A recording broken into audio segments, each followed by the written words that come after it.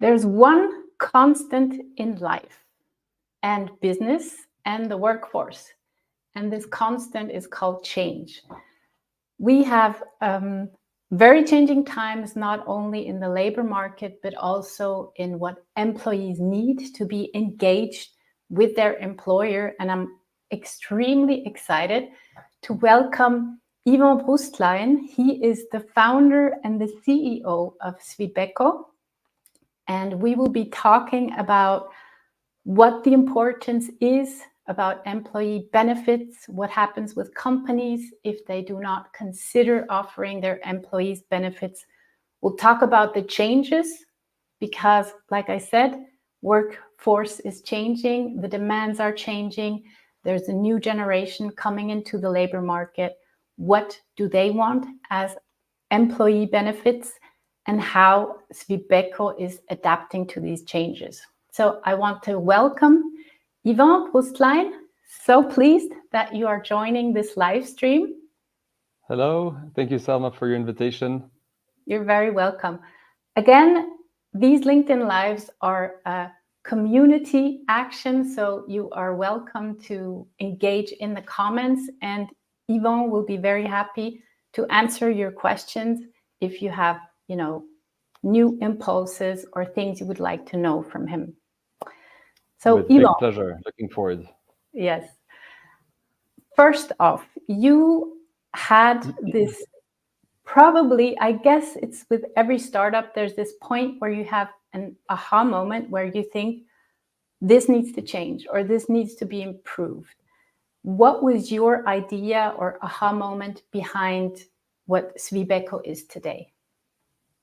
Absolutely. And indeed, I was looking for business ideas since a while. All right, I always had a pretty entrepreneurial way of doing things, and basically, I used to work for a large technology consulting firm back at the time, and I had roughly 20 people working for me, and some of them told me, "Thank you very much for your 1 or 2% salary increase at the time, but if you take away social contributions and income tax, the net amount related to the increase is not that big. What could you do different or alternative to actually increase my purchasing power?" And at the time, this company I used to work for is a French company, and there were a lot of employees from France who used to experience, a much more comprehensive package in terms of employee benefits in their home country. And so they had access to what we call ticket restaurant, so lunch cards, to different perks, discounts offered by the employer, and they're like, why don't we offer that? Why can't we get access to that? And that's where it started striking me. So I didn't know much about the HR market at the time, or the way to compose a compensation package. But what I saw is the true need from employees to actually get value not only from salary but also from benefits. So that's how the aha moment started in my head, and where I thought, okay, there's something to do there. And as I understand from your LinkedIn profile, Swibeco is not the first platform that you've built. So I guess pretty early in the days, you realize there's power behind it. It makes processes easier, and you applied what you learned to what Swibeco is offering today. Maybe you can, talk about your first experience with the concept of a platform. Absolutely. So at the moment, just after finishing my studies, I'm a jurist from the University of Fribourg here in Switzerland. Just after that, I launched my first startup, which was basically combining two passions: entrepreneurship on one end, and also boats. I used to sail a lot, and that's something I really liked. And it was basically a platform where people could buy, sell, and charter yachts. It was called Yachting Agent, and there it was the moment where I started spending more time with developers and with people. It was at the it was back in 2008, so quite a few years ago. So digital was not as developed as it's now. Nevertheless, the web and the whole internet platforms already started since quite a while. And then there I saw there was really quite some interesting business models, but also services that could be developed through these platforms. So basically, I did that for a few years. Then it was the first experience that we had to stop. I launched the company back in 2008, 2009. It was a pretty hard time, so I managed to keep it afloat for 2 years, and then worked in other companies before coming back to entrepreneurial activities with Swibeco in 2015. Wow, that's a great story. Thank you. We have about 20 people watching live. And again, if you have questions that you want to ask Yvon, please write them in the chat. Maybe not all of these 20 people watching right now know what Swibeco is and what the platform can do. Maybe you can highlight, the three main pillars on which the products and solutions of Swibeco stand. Sure, absolutely. So basically, first of all, Swibeco, starting with the name, comes from Swiss Benefits Company. So we're in the field of employee benefits. We provide our clients, which are employers in Switzerland, with three different products. The first of them is basically a perks and discount platform. So it's a platform on which the employees of these companies will find access to various discounts and special conditions on whatever they'll need every day. Shall it be from grocery shopping to insurances and so on and so forth on this platform. On the same platform, the employers can also offer access to gifts because we know that, or rewards, because we know that a lot of employers offer gifts for birthdays, job anniversaries, Christmas, and whatnot. And it's always kind of a headache to know, okay, how will I spend this budget to make my employee happy?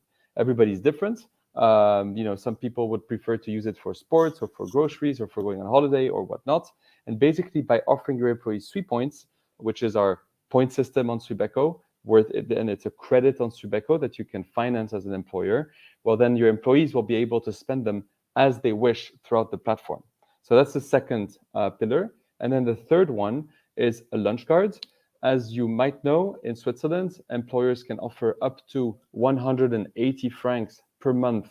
That means 2,160 per year for food, completely social contribution and tax-free, provided that you respect this maximum amount and that it's on what the law says, a meal voucher.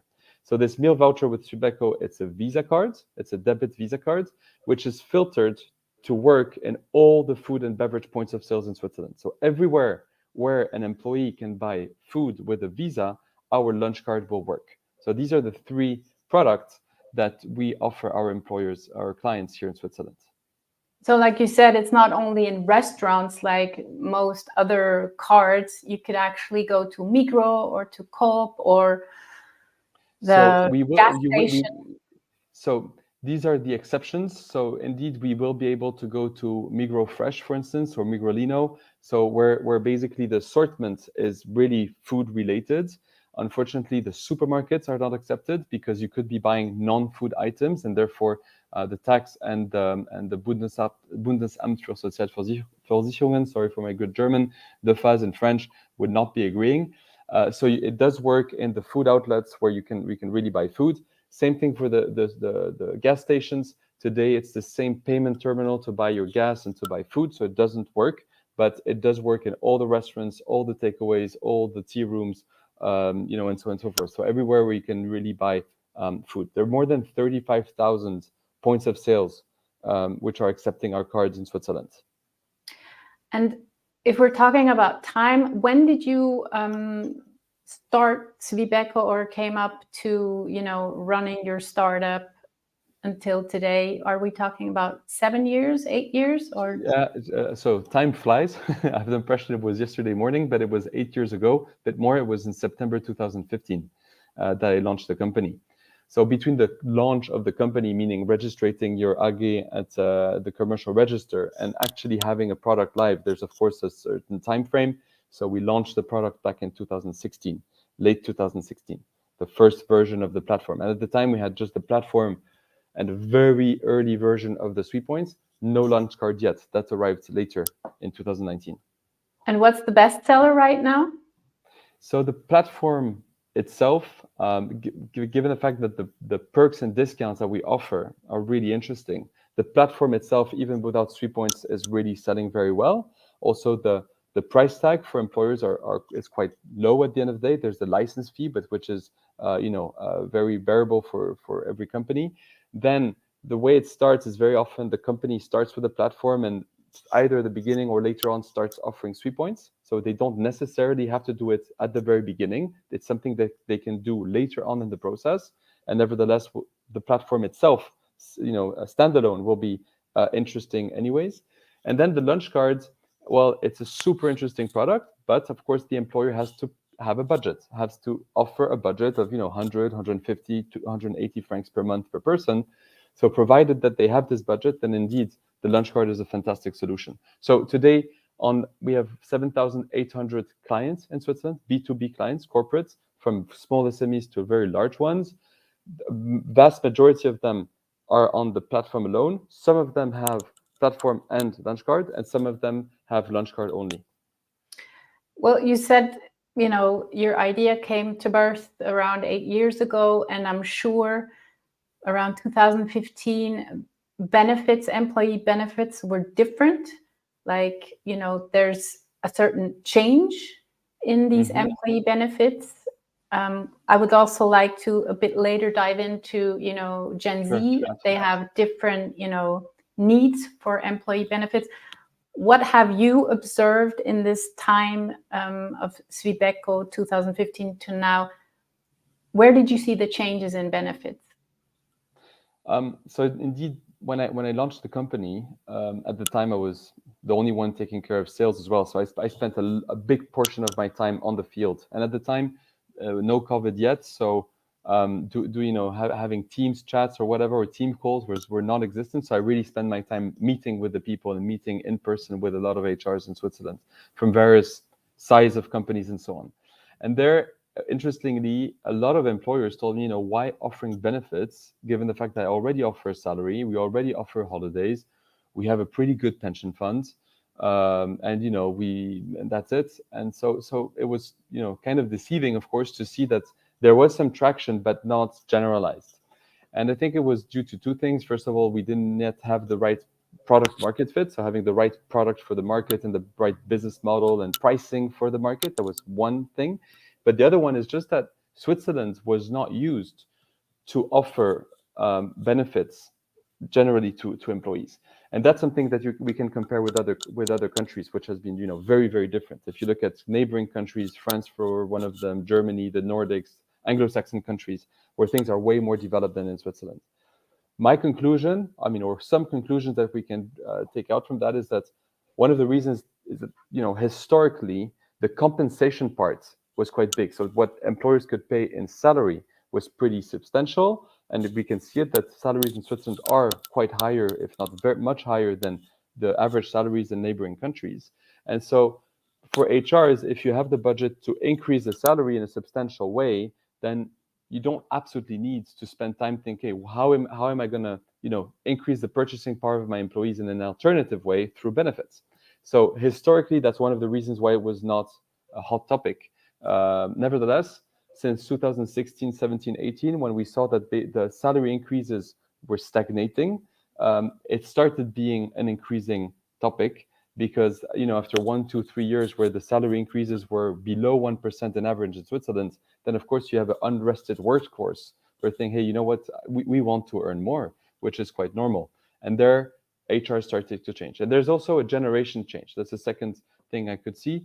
Some HRs which were a little bit, let's say, old school, were not really understanding why absolutely spending time and money in digitalizing their processes and so on and so forth, whereas you could see the people which were coming just behind were really seeing value in that. Also, if you think about 2015 compared to now, today it seems normal to have, that basically all the workflows in your company are digitalized to some extent. HR really came at the end. So a lot of companies took care of digitalization of different areas of their business before thinking about HR. So today, again, a lot of things changed in 8 years, but at the very beginning, that was one of the, speaking about digitalization of HR was like, wow, oh, this is like a topic coming from space, which is something completely normal today. So yeah, that was, let's say, some of the hurdles, some of the complications at the very beginning to start the company. Yeah, I made a poll last year asking my audience, my community on LinkedIn, does your employer offer you benefits? And I was really amazed that over 50% of employees are not receiving any benefits. And here, my question is like, what happens to companies in this competitive labor market? I mean, we have the Fachkräftemangel, where employers really need to offer an attractive package. So, what happens with these companies who still refuse to supply any sort of benefit? I mean, it's an interesting point because the fact is, every company does offer some level of benefits to start with because the pension fund is a benefit. It's considered as an employee benefit. And so putting the finger on that shows that employers fail to market in an efficient way the fact that they offer benefits. And so I think that starts there, is that, there's a really minimal layer, is basically at least the pension fund. Then we can see it as well with Swibeco. I mean, 4 years ago we had 50 corporate customers. Today we have 7,800. So we have a pretty large growth, and still we can see that the trend is still there. We can see that an increasing amount of employers are thinking, okay, we have to think about something else than just salary. We have to think about the package, because more and more of these employees today, are used to do everything with their phone, everything with their computer. They would find it more and more normal that actually employers offer benefits. So we can feel that there's a bottom-up approach with a lot of employees. Very often we have clients telling us, or prospects telling us, okay, we heard from you, or we had a demand from employees, or we are contacting you further to an employee satisfaction survey, and the employees are asking for benefits. So there is a trend here. There's another trend which is called employer branding, where more and more companies think about, okay, how can I boost my employer brand? Every company has an employer brand. Some of them realize it, others don't, but each company has. Shall it be good or not? You can then enhance it, you can develop it. And if you want to work on it, you have to think about what's the value proposition you want to offer to your employees. And in the value proposition, it's you cannot blind out the benefits parts. Of course, compensation is super important. Insurances, work-life balance, and so on and so forth. But benefits is definitely part of the story, and there, I think Swibeco offers a comprehensive offer. We talked before just briefly about new generations entering the workforce, and maybe they have different kind of needs, or maybe also expectations. What I see in today's day is there's a lot of, it goes beyond just, food or, perks. Like there's option for a lot more with regards to mental health and wellness and everything. Like maybe you can, dive into how you are as Swibeco adapting to these changes from the new generations, or the crazy mad world we're living in. I think if I can speak already about our experience as an employer, so not about what we offer our clients, but really our experience as an employer. So I started the company alone. Today we're roughly 60 employees. So we've been recruiting a few people out there.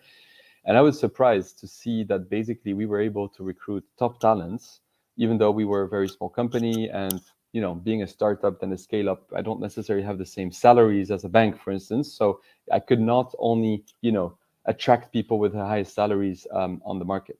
And what I can see is that, first of all, if I take one step back compared to benefits or the compensation, I can see that an increasing amount of employees, Gen Z or not, are really attracted by the purpose of the company. And I can really see that, being typically, we're in the purpose, our purpose is to help our employers, our clients, boost the well-being of their employees, is something that a large amount of employees can feel something about. They're like, okay, this is interesting, and I want to actively contribute to that. So that's the first thing. Also, the fact of sharing very transparently, mission, vision, values, and how each and every employee, regardless to where he is in the hierarchy, will be able to work actively on fulfilling or working towards the vision of the company, I can feel that this is also having a very positive impact. And also having a, let's say, organizational chart which is pretty flat, where each and every employee, regardless again of seniority, can have a real impact in terms of projects, in terms of product development, and so on and so forth, has a huge impact. So I think that's really something that I can see, let's say, before drilling down to benefits and to how to compose a compensation and benefits package. Then what is also really interesting is to see that I think today it's all about flexibility. You're starting the talk by saying it's all about change, and by offering a flexible package, you can work with the changes that each and every employee will have throughout his journey. You can have an employee who starts working at 25, 26 after finishing his studies, and having no kids. So what he wants or she wants at that time is having a maximum of net amount in the pocket. Whereas the more you'll go through the ages, well, the person will start thinking about retirement or about creating a pension plan, about adding more money to the pension plan, and maybe having this possibility to compose his or hers benefit package. And that's definitely something we do it to some extent today, but this is really where we're going to in the future, is to be able to offer employees the capacity to compose his benefit package with much more flexibility, and so that it really is tailor-made to the needs and wishes of each and every employee. And that, I think, yeah, sorry.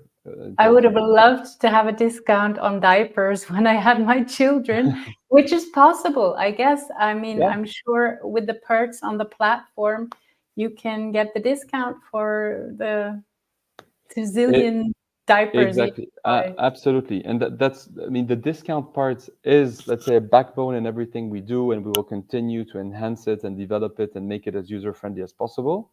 That's one thing. But what we can see today, the trend is also going towards employers who want to channel all the different allowances they want to offer their employees through one single, shall it be, platform or card. And of course, Swibeco, I think, has a place or a role to play in that market. Today we have the budgets for gifts, which is channeled through SwePoints. We have the lunch card for the meal allowances. But we are going further now with, e-mobility allowances, ESG allowances, leisure allowances, culture allowances, and so on and so forth, that we will develop in the future, in the near future, in order for the employer to centralize everything through one single platform and one single card. I mean, what I really, really like about Swibeco, that it focuses its solution, first of all, on a win-win situation for the employer, but as well as for the employee. And this flexibility, like you said, with 26 years old, you have different priorities.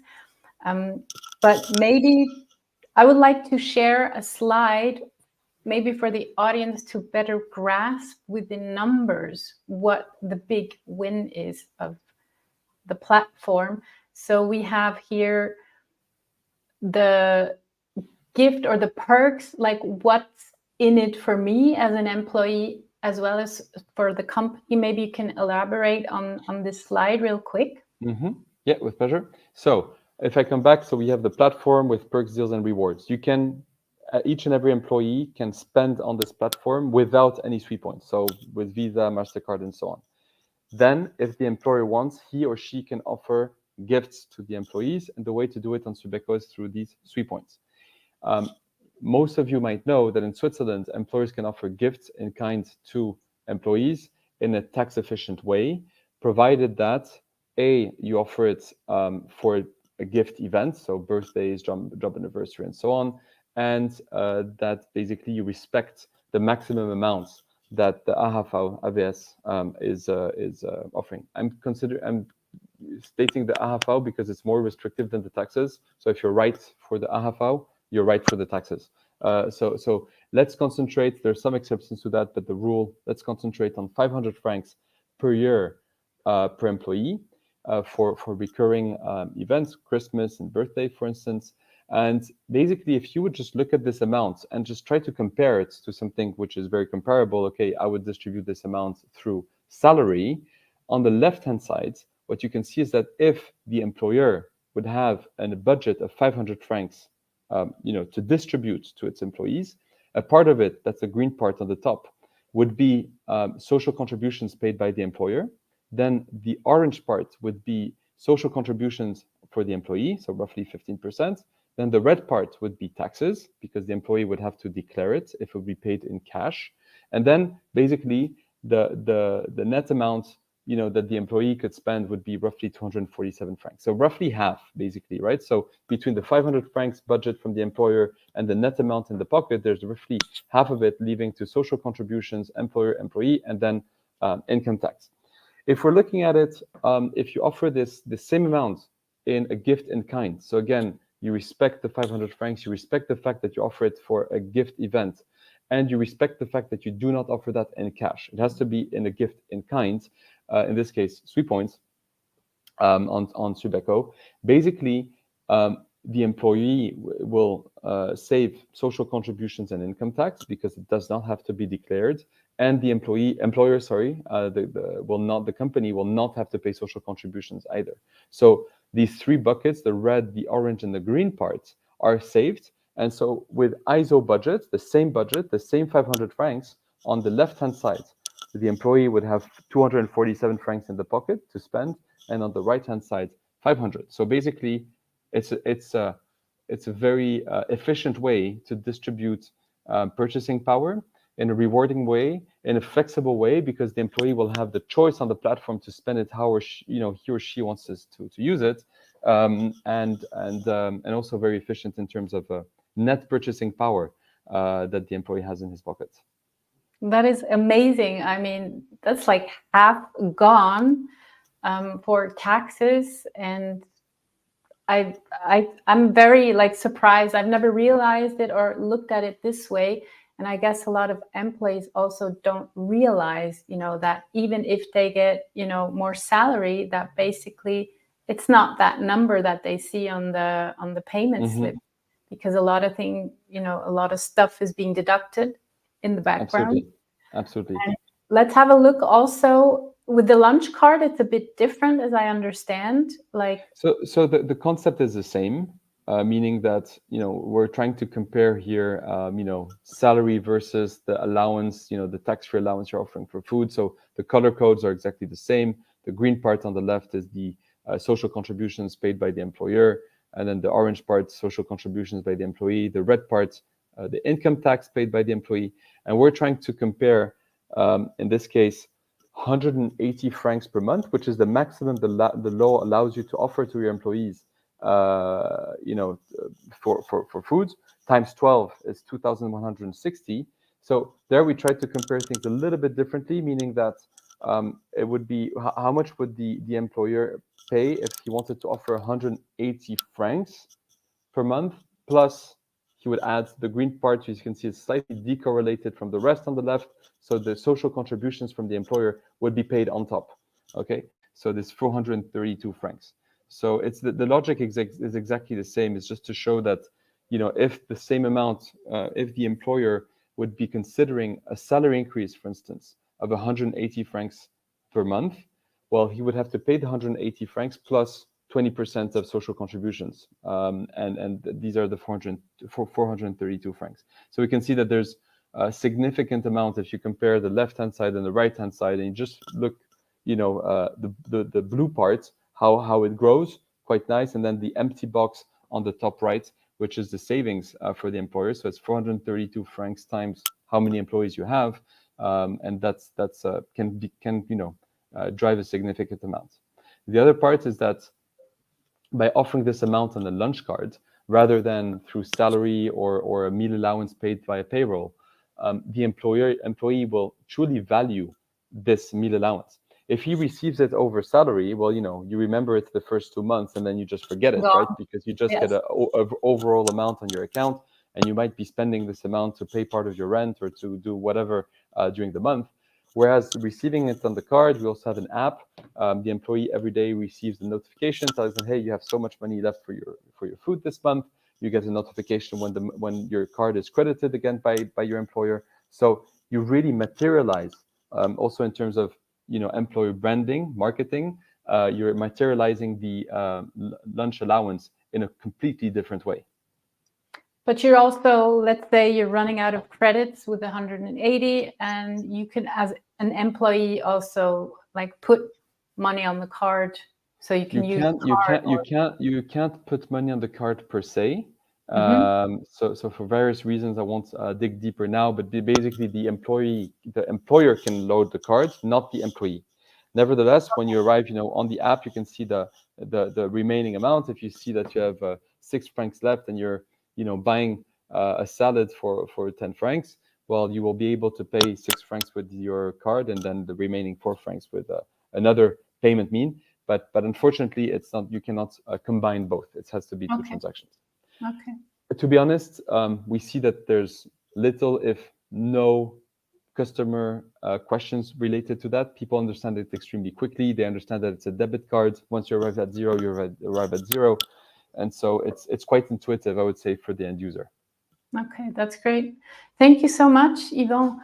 I see we have 12 o'clock, and I'm sure everybody's hungry. Final words, where is the whole employee benefit thing going? Like, what are the trends that you see, and how will this impact companies in Switzerland?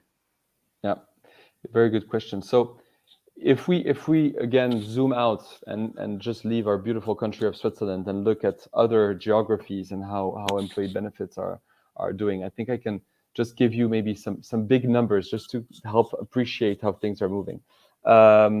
And so basically, if you look at just the lunch card, for instance, in other countries where you have meal allowances, lunch cards, lunch coupons or whatever, you have between 20 and 40% of the active population having access to such a program.